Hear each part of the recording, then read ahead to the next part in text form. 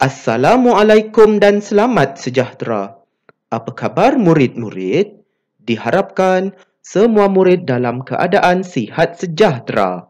Saya, Cikgu Afan akan mengajar kalian subjek Bahasa Melayu yang bertajuk Baja Organik Cecair Mesra Bumi.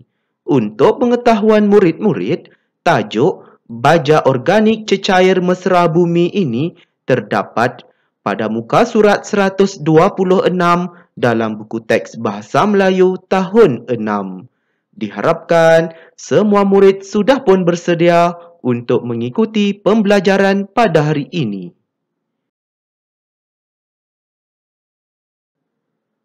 Standard pembelajaran pada hari ini iaitu 1.4.4 menyatakan permintaan tentang sesuatu perkara dengan memberikan alasan yang sesuai dalam situasi formal dan tidak formal secara bertata susila.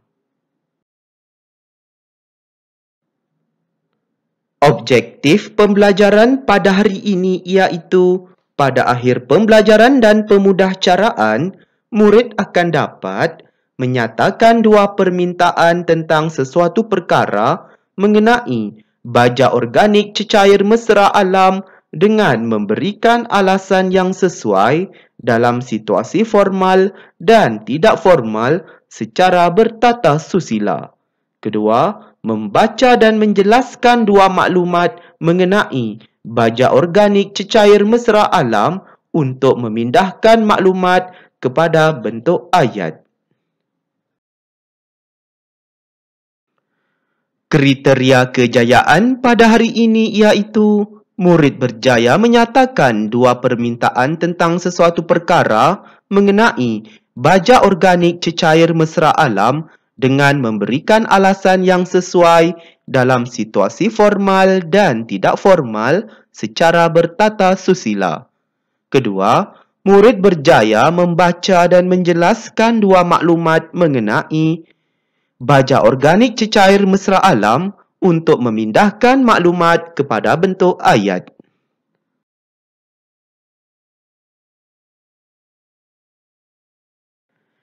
Murid-murid, apakah kebaikan penggunaan baja organik kepada tanaman? Bagus, terdapat banyak kebaikan apabila seseorang itu menggunakan produk baja organik ini. Oleh itu kita lihat di sini, maklumat yang pertama di situ menunjukkan jenis baja organik iaitu dalam bentuk pepejal. Dan kita lihat gambar yang kedua di situ menunjukkan jenis baja organik dalam bentuk cecair. Jadinya di sini kedua-dua produk baja organik ini sangatlah bermanfaat dan memberikan kebaikan kepada tumbuh-tumbuhan. Mungkin murid-murid mahu menanam sayur-sayuran ataupun mahu menanam pokok buah-buahan ataupun hendak menanam tumbuhan iaitu tumbuhan berbunga lah seperti pokok bunga.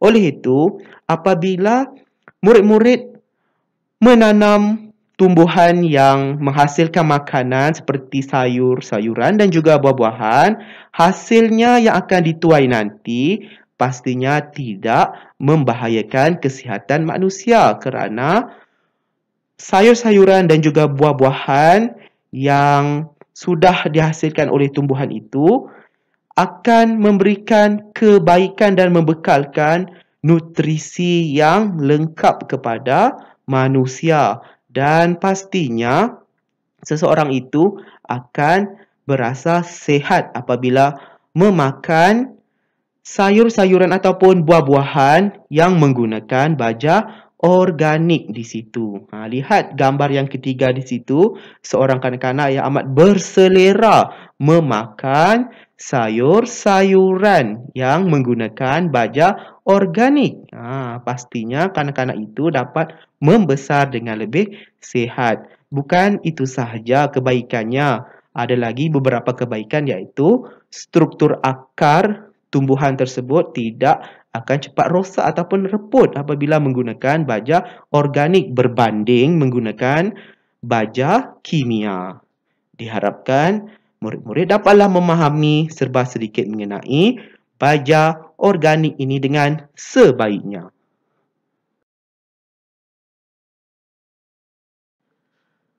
Baiklah murid-murid, mari kita membaca maklumat mengenai baja organik cecair mesra alam di sebelah ini.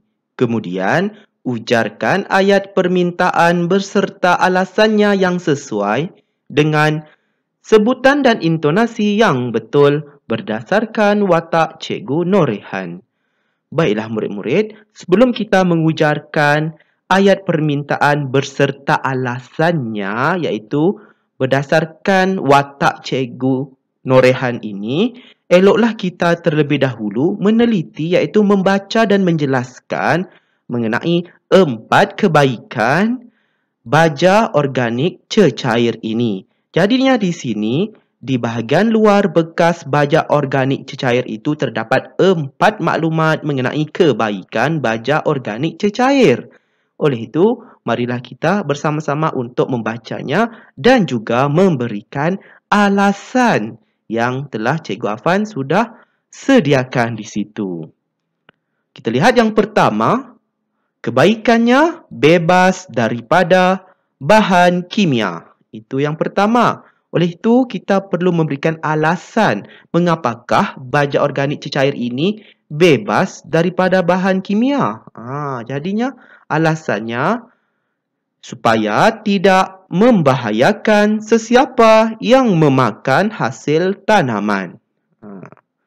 Seterusnya kita lihat maklumat yang kedua. Kebaikannya tidak merosakkan tanah. Oleh itu sebabnya apa? Ya, supaya dapat membekalkan nutrien kepada tumbuh-tumbuhan. Kemudian kita lihat lagi di situ, kebaikannya tidak memusnahkan cacing.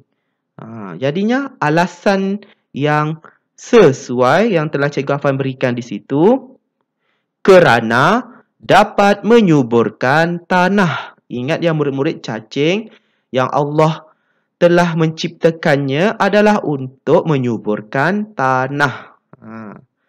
Seterusnya kita lihat maklumat yang keempat di situ, menguatkan struktur akar. Ya, betul. Jadinya di sini maklumat tersebut perlu ada penjelasan atau alasannya agar dapat menyerap nutrien di dalam tanah. Baiklah murid-murid, marilah kita bersama-sama untuk mengujarkan dialog. Izuni, tolong gunakan baja organik cecair kerana baja itu tidak mengandungi bahan kimia.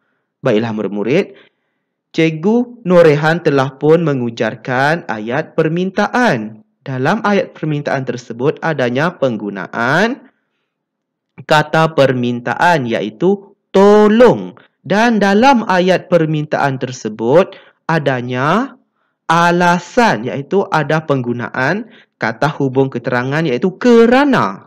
Jadi di sini apabila seseorang itu menyuruh kepada orang lain, mesti ada alasannya kan? Sebab seseorang itu patut melakukan sesuatu. Jadi di situ kerana baja itu tidak mengandungi bahan kimia. Kita lihat respons Izuni. Baiklah cikgu, saya akan menggunakannya. Kita lihat lagi di situ ayat permintaan yang diujarkan oleh Cikgu Norehan. Harap Izuni menggunakan baja organik cecair itu kerana bebas daripada bahan kimia. Dalam ayat ini merupakan ayat permintaan kerana adanya penggunaan kata permintaan iaitu harap. Dan dalam ayat permintaan ini juga adanya alasan kerana menggunakan kata hubung keterangan iaitu kerana. Dan kita lihat lagi di situ ayat permintaannya. Minta sampaikan pesanan saya ini kepada kawan-kawan kamu supaya kebaikan baja organik cecair ini dapat dimanfaatkan kepada semua orang. Dalam ayat ini, ya murid-murid, adanya penggunaan kata permintaan. Dan ayat permintaan ini adanya alasan, iaitu menggunakan kata hubung keterangan, iaitu supaya. Seperti yang cikgu sudah jelaskan tadi, seseorang yang mahu menyuruh orang lain untuk melakukan sesuatu, kan? Jadinya mestilah adanya alasan yang sesuai. Jadinya di sini kita lihat respons Izuni, baiklah cikgu, saya akan memberitahu kawan-kawan. Jadinya di sini untuk pengetahuan murid-murid, apabila seseorang itu menuturkan ayat permintaan, kita mestilah menggunakan nada yang sesuai supaya orang lain tidak berasa sakit hati ataupun kecil hati ataupun berasa marah kerana diminta ataupun disuruh untuk melakukan sesuatu, kan? Jadi di sini kita perlu menggunakan nada yang lebih sopan supaya orang lain itu tidak sakit hati. Diharapkan murid-murid dapatlah memahami maklumat mengenai kebaikan baja organik cecair ini dan juga ayat permintaan yang telah diujarkan oleh Cikgu Norehan ini dengan sebaiknya.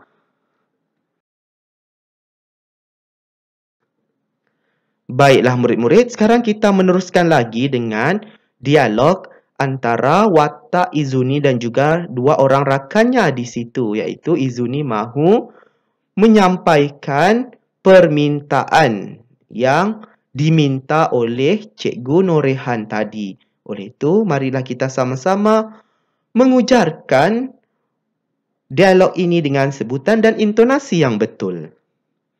Kawan-kawan, Cikgu Norehan meminta kita menggunakan baja organik cecair. Kemudian respon sahabatnya di situ, baiklah Izuni, tolong jelaskan kebaikan penggunaan baja organik cecair ini kerana saya masih tidak mengetahui kebaikannya. Kita lihat lagi di situ. Kebaikan baja organik cecair ialah bebas daripada bahan kimia, tidak merosakkan tanah, tidak memusnahkan cacing dan menguatkan struktur akar. Jadi seterusnya kita lihat di situ. Harap kalian dapat memahami kebaikan baja organik cecair ini supaya dapat dikongsikan kebaikannya kepada sesiapa sahaja. Diharapkan murid-murid dapatlah memahami ayat permintaan yang terdapat dalam dialog bagi watak Izuni dan juga rakan-rakannya di situ, iaitu adanya penggunaan kata permintaan iaitu harap dan juga tolong. Diharapkan murid-murid dapatlah memahaminya dengan sebaiknya.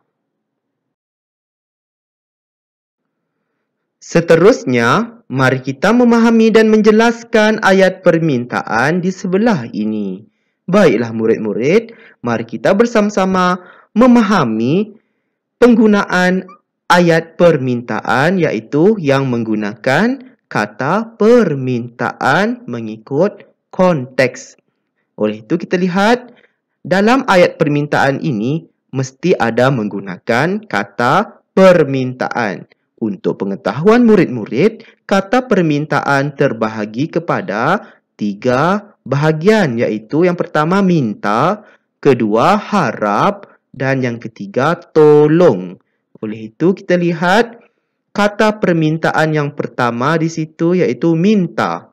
Ayatnya, minta sampaikan pesanan ini kepada dia. Terusnya, minta murid itu berjumpa dengan saya sekarang. Jadi di sini kedua-dua ayat ini telah pun menggunakan kata permintaan, iaitu minta. Seterusnya kita lihat yang kedua, iaitu bahagian yang kedua, kata permintaannya harap. Oleh itu kita lihat contoh ayatnya. Harap kamu tidak keberatan untuk membantu saya. Yang kedua, harap ayah kamu semakin pulih dan sihat. Baiklah murid-murid, dalam ayat tersebut adanya penggunaan kata permintaan, iaitu harap. Seterusnya kita lihat lagi bahagian yang ketiga, kata permintaannya iaitu tolong. Oleh itu kita lihat ayat yang menggunakan kata permintaan tolong, maka menjadi ayat permintaan. Tolong ambilkan buku saya di dalam bilik guru. Seterusnya yang kedua, tolonglah dengar nasihat saya. Ini ayatnya telah pun menggunakan kata permintaan tolong. Oleh itu dapatlah kita fahami bahawa dalam ayat permintaan mesti ada menggunakan kata permintaan. Diharapkan murid-murid dapatlah memahami ayat permintaan dan juga kata permintaan dengan sebaiknya.